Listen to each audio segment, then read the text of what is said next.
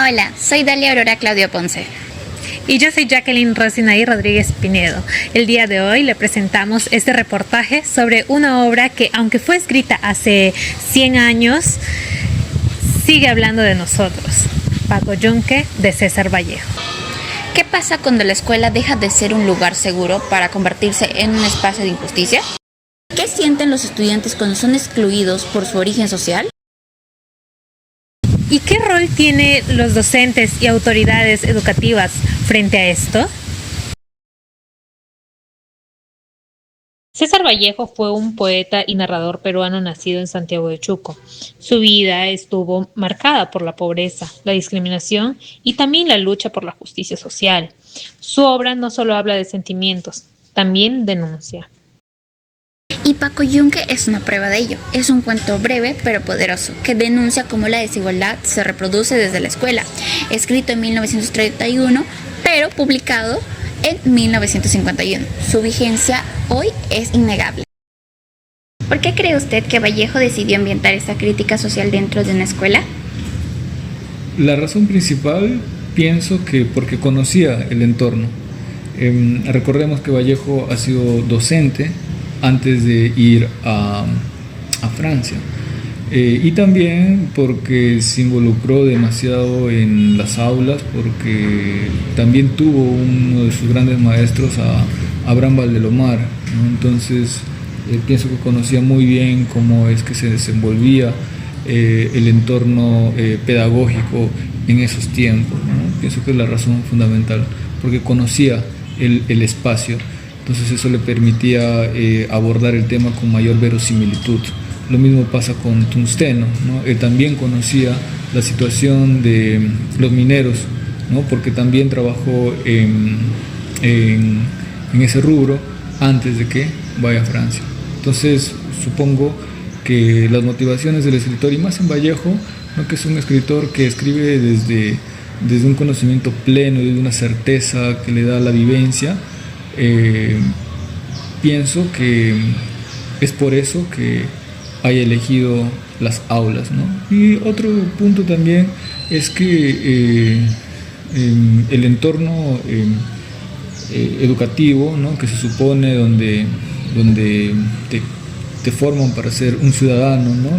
En la escuela hay que verla como un microcosmos, ¿no? Como una pequeña ciudad, ¿no? Un pequeño espacio donde ya se ejercen poderes, ¿no? Que luego se van a exacerbar cuando sales ya a la ciudad. Entonces pienso que también por eso, ¿no? Porque el espacio es idóneo para una crítica certera en cuanto a la formación de ciudadanía y en cuanto a la formación de una sociedad, ¿no? La escuela es fundamental.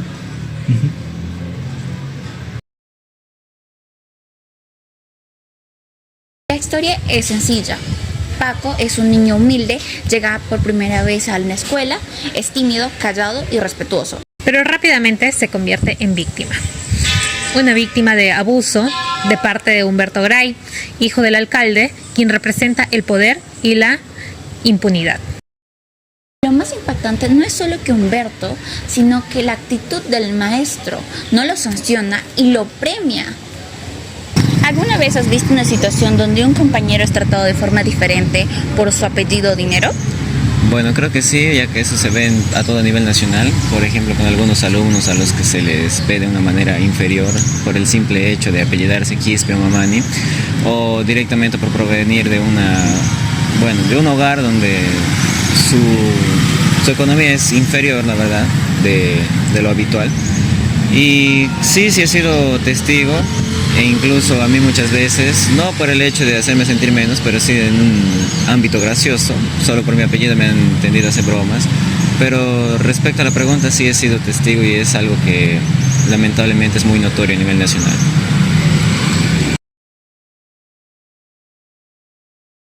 Vallejo nos muestra que la escuela, en lugar de corregir las desigualdades, puede limitarlas.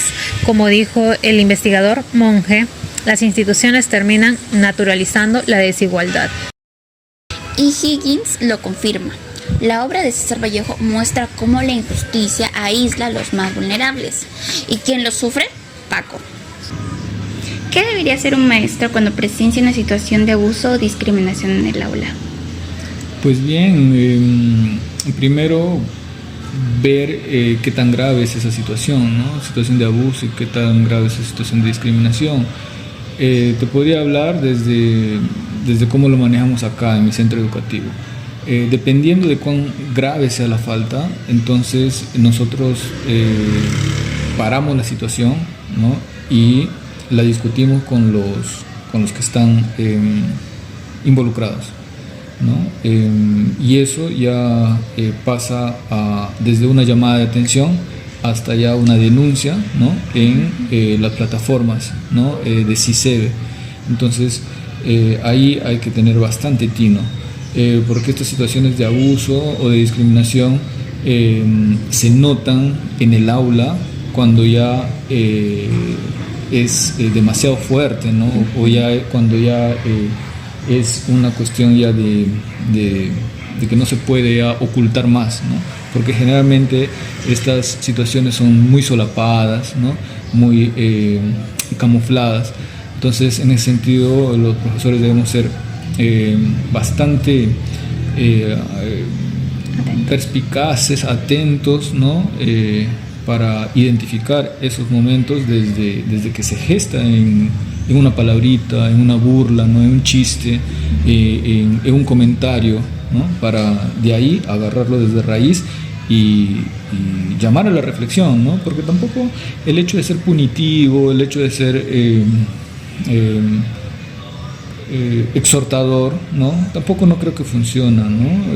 Pienso que el maestro debe llamar a la reflexión al alumno discriminador o abusivo, y eso pasa por sentarse, entablar un diálogo y hacer las preguntas correctas, y también implica involucrar a los padres, ¿no? Porque muchas de esas conductas se gestan en el hogar o son copia y pega de lo que hace su papá, lo que hace su mamá, o sus hermanos mayores o sus tíos, ¿no? Entonces esto es estas situaciones son unos reflejos, ¿no? de hogar. En el caso de Paco Yunque, ¿no? Brie viene de una familia adinerada y que tiene mucho poder, y supongo, no sé si, no recuerdo, no está muy fresco el cuento, pero tenía asalariados el padre, ¿no? ¿Cómo los tratará el padre a los asalariados si el hijo trata así? Entonces es un reflejo, ¿no? Muchas veces los alumnos traen esas cosas de la casa, y en el aula ya el maestro debe hacer reflexión sobre ello, no solamente con el alumno, sino involucrando ya a sus padres, madres, sus cuidadores, ¿no? Entonces ahí es un trabajo de conjunto, ¿no? Pienso que eso debería tener en cuenta el maestro, ¿no? No es una tarea fácil, ¿no? Es una tarea fácil, es una tarea muy compleja, y ahí estamos, pues, en eso, ¿no? Sí.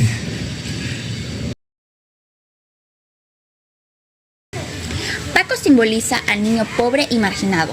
Humberto al niño con poder, acostumbrado a ganar incluso cuando no se lo merece. Y el maestro representa el sistema, cómplice, pasivo, que valida la injusticia con su silencio. ¿Crees que todos los profesores deben tratar igual a todos los alumnos sin importar su origen? Creo que eso es algo fundamental y creo que debería aplicarse en todo el país, y que todos los profesores tendrían que ser conscientes de ello. Así que, por supuesto que sí, que todos los profesores tienen que ser conscientes. Bueno, tenemos dos escenas que lo dicen todo. La llegada de Paco, recibido con desprecio. Y la segunda escena, el robo de su tarea, donde el maestro premia a quien hizo trampa. Son imágenes duras pero reales. ¿Cuántas veces el esfuerzo es ignorado y el privilegio es premiado? ¿Cómo se puede evitar que los alumnos sufran estas formas de discriminación silenciosa? Pienso que ahí hay que trabajar de manera articulada con los padres, ¿no? Empezando de ahí. Y además elaborando unas reglas de convivencia, ¿no? Cada colegio, bueno, es autónomo en cierta medida, ¿no? Y pienso que debe crear esas reglas y debe de transmitirlas a los padres, ¿no? Y además debe de estar en contacto, trabajo con los padres en las APAFAS, ¿no? O en las reuniones que constantemente se realizan para hablar sobre esos temas, ¿no? ¿Cómo se evita estos tipos de discriminaciones? Hablándolos, no negándolos. Pensar que en el colegio puede haber racismo, puede haber clasismo, puede haber violencia física, hasta violencia sexual, ¿no? Entonces, de esa forma se puede evitar. Otra cosa es también empoderando a las personas, ¿no? Creando un espacio de confianza donde el alumno pueda hablar, pueda elevar su voz sin el miedo a que van a ser juzgados o sin el miedo que les van a tildar de problemáticos, de tontos, etcétera, ¿no? O a lo mejor les pueden también, algo que es muy común, ¿no? En las comisarías, el hecho de que la mujer, cuando va a denunciar un acto de violencia,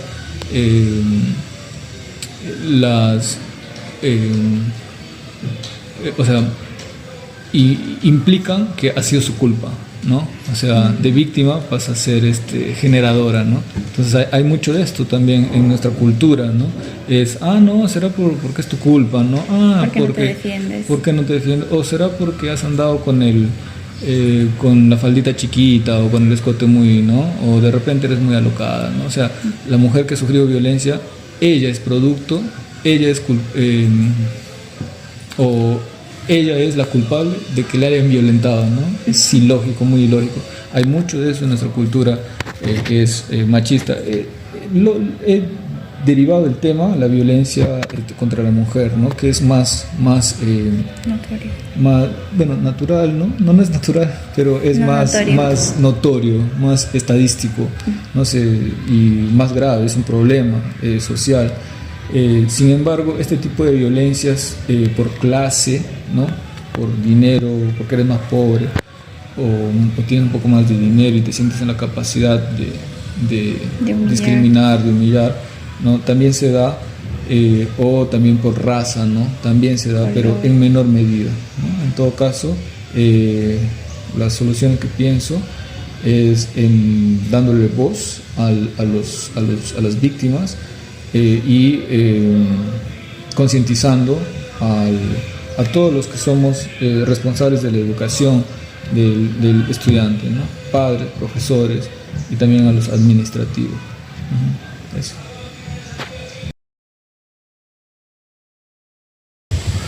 El cuento termina con Paco llorando en silencio. No dice nada, solo llora.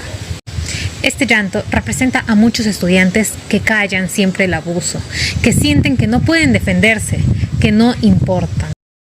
¿Alguna vez sentiste que nadie te escuchaba en clases? ¿Cómo te hizo sentir eso? Bueno, me ha sucedido muy pocas veces, pero se siente bien mal, porque directamente tú a veces pides ayuda y por el simple hecho de que como te ven alguien inferior, ya sea por dónde provienes o por tu apellido, como me hiciste en la primera pregunta, sí se siente muy mal, muy feo la verdad, porque es directamente un espacio en el que el propio alumno se siente en confianza con el propio tutor o con la propia institución de poder comunicar algo que no le corresponde, algo que no le gusta directamente. Y pues se siente muy mal y creo que eso debería sacarse a raíz directamente con la educación desde casa.